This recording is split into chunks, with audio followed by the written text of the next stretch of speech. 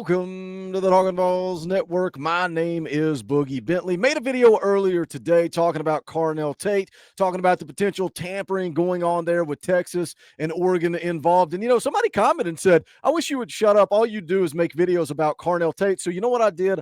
I sat down, I thought about it, and I told Coach Jay, we just wrapped up a film breakdown.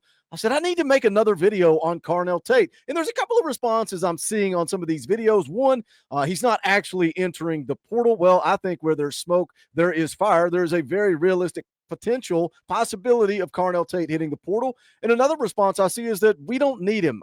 By the way, we do need him. Not only do we need a wide receiver, but you take a guy like Carnell Tate, 18 receptions for 264 yards and a touchdown as a true freshman this past season, 52 receptions, 733 yards for 4 touchdowns. He had more receiving yards than any wide receiver on Tennessee's roster in 2024, and he has twice as many receiving yards than any wide receiver that will return. Chris Brazzell going to be your returning leading wide receiver that will return for 2025, had 29 catches for 333 yards. So, yes, Carnell Tate has the potential to come in here and be the best wide receiver on this roster. Now, how much is he worth? Because this is floating around on Twitter.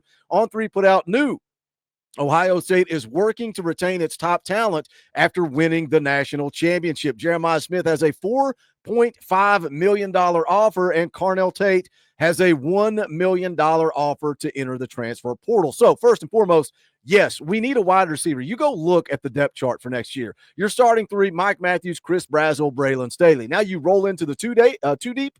You got Travis Smith, who is a true freshman. You got Amari Jefferson, who is a redshirt freshman that didn't play at all a year ago, unproven, but I like me some Amari Jefferson. I think Travis Smith has the potential to be really good. And then Radarius Jackson. So your two deep is full of 3 guys that are unproven at the college level. Now you go a step further than that. You're talking about walk-ons and another true freshman in Joakim Dotson. Now I know you can talk about Boo Carter. He's going to come over and he's going to play some snaps on offense. How many snaps is Boo Carter going to get?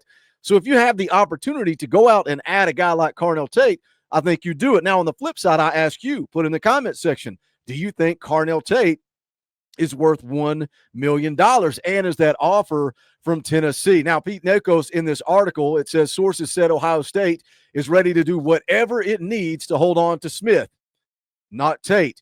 They're willing to do whatever it takes to hold on to Jeremiah Smith. Rumors surrounding wide receiver Carnell Tate have been floating around for at least 2 weeks. Where there's smoke, there's fire. Is he in the portal? No, he may not be in the portal yet, but continue to wait. The deadline ends on Saturday night. We're going to get into that here in just a little bit. It says Ohio State is currently going through the process of what it would take financially to keep Tate, who finished with 733 receiving yards as a sophomore. Sources have said Tate is commanding over $1 million. Per the article, freshman wide receiver Jeremiah Smith is set to make at least $3 million in 2025, but he's already getting offers totaling up to $4.5 to $5 million range. So my question is, if they pony up that money for Jeremiah Smith, is it worth it to them to continue to match these offers for Carnell Tate? How much are you willing to spend on that wide receiver position? So if they pony up for Smith, can they also afford Carnell Tate? We're going to talk about what's going on here. We're going to talk about some of that tampering because Coach Ryan Day went on the Dan Patrick Show. I want to play a clip from him, and then I want to talk about the realistic possibility of what we need to keep our eye on for Carnell Tate moving forward. Before we do that, I need you guys to do that YouTube stuff for me. Smash the thumbs up just below the video. Quick, free, easy. It does help the channel, and I would greatly appreciate it. If it's your first time on the Talking Balls Network, welcome. We're not experts here. We're not insiders. We're not media. We don't try to pretend to be that. What we are is what you guys are, and that's fans. This channel is for the fans, by the fans. If you like it, subscribe. Click the bell for notifications. You won't miss out when we go live or when we drop a video. Dropping the film breakdown on Star Thomas, transfer from Duke. That's going to be dropping tomorrow. Be looking for that. And then we're going live on Sunday. We're moving EA Sports College Football Night from Tuesday to Sunday. Same time, 6:30 p.m. Eastern Time. Come hang out. Have a good time. Tuesday night, 7 o'clock, watch party for the Tennessee-Kentucky basketball game. That'll be a lot of fun. Just hanging out, talking shop, watching the game, pulling for a little bit of Vol hoops on that Tuesday night. So come hang out and join us for that. So again, this morning, made the video talking about all the tampering that's going on. And it's not just Ohio State. It's not like it's just contained to their program. We've seen it with Arian Carter. We saw it with Nico. Allegedly, let's take a listen to what Ryan Day had to say, talking about this $4.5 million to Jeremiah Smith and everything going on in college football. Let's take a listen. I think the first thing you have to bring in great people and great families. but you also have to value them and try to do everything you can to get what they deserve and what's fair. But there's also something to be said for being around a program like ours. And, you think if it's all equal, we'll have a chance to get our share of guys. But it is different. There's no question. I think as coaches, we're all looking for a little bit more guidelines on this. I mean, everything is so gray right now, and I think that is the entire problem. We need more guidelines in place. And I mentioned that in the video this morning. And now you hear Ryan Day saying it. And somebody made the comment, good, I'm glad we're tampering. I'm glad we're getting involved. And that's the reality. Every program, every big program across the country is doing it. And for Ryan Day to be acting like, well, we just have to hope that we're able to hold on. You don't think Ohio State is doing the same thing that every other major program in the country is doing? Now, that being said, you do need more guidelines. And somebody left a comment on this morning's video and said, where does it start? I mean, there's just so much. There's so much. The tampering, I don't know how you can ever contain that. But I think you start by limiting the transfers. You got to get rid of the unlimited transfer. There has to be some rules in place if you transfer in conference. Kind of go back to the way it used to be. If you transferred in conference, you had to sit out a year. I think there's nothing wrong with that. Give these kids an opportunity, but you got to dial things back in. But how does that work, though, Coach? That let's say I wanted to talk to Jeremiah. Let's say I'm Georgia. I want to talk to him. Like, how does that go about that you get in front of somebody or, you put a price tag? And is there tampering in college football? I think one of the big issues that we have across the board in college football right now is enforcement. I mean, you just, some of the stories of some of the things that have gone on just, within the last couple of years or even in the past, but enforcement is really strained right now. And so until we start enforcing some of these rules, like you said, I mean, people can just call someone's agents or someone's parents and offer them a certain amount of money and then it goes from there. And that's just part of it. I mean, there's so many other things that come in place. So that's one of the things to me that I think we've got to get addressed in college sports and college football is enforcement, because right now there's virtually none.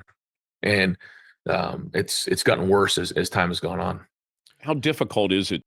That's what they have to clean up, is being able to just pick up the phone and make a phone call, right? And you go back to December when Josh Heupel and his coaching staff, they were preparing for a college football playoff game against Ohio State, and we're hearing rumors of Boo Carter, we're hearing rumors of Arian Carter, and then after it's all said and done, rumors of Nico Iamaleava. None of those guys even entered the portal. They were never in the portal, but these conversations are being had. And now you're looking at Jeremiah Smith, and you're hearing $4.5 million. You're hearing $1 million for Carnell Tate.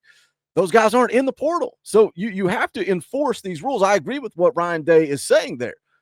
On the flip side of that, if you're not going to enforce them, Tennessee needs to get involved. Tennessee needs to jump in, and let's see where this thing goes. And again, to those saying Carnell Tate's not even in the portal, he's not going into the portal. Austin Price was asked about it earlier today, and this was what he said. He said, I know there is a lot of talk about Carnell Tate, but remember, the window doesn't close until tomorrow night.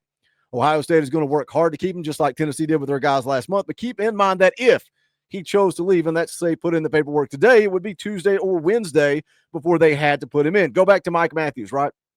All the drama with him. He put out via Hayes Fawcett that he was intending to enter the portal, but he wasn't actually in the portal. And then we had a holiday and we had a weekend, so that thing drug out forever. So yes, the deadline is midnight, but that's when he can put the paperwork in. Then you've got the weekend, and then you've got the 48 hours time frame for the school to actually put him into the portal.